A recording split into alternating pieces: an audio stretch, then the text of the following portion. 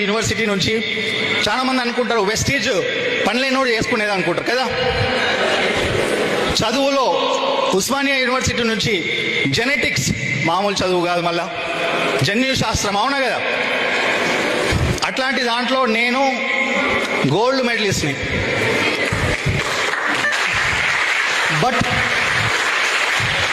But దాంతో ముందటికి వెళ్ళలేకపోయినా కారణం ఏంటంటే ఇంట్లో కొన్ని పరిస్థితులు వచ్చినాయి.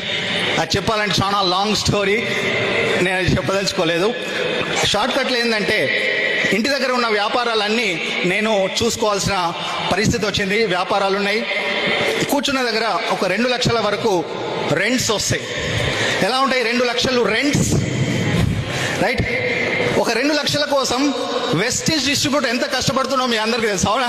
అలాంటి 2 లక్షల ఇన్కమ్ ఎలాంటి కష్టపడకుండా ఒకటో తారీఖు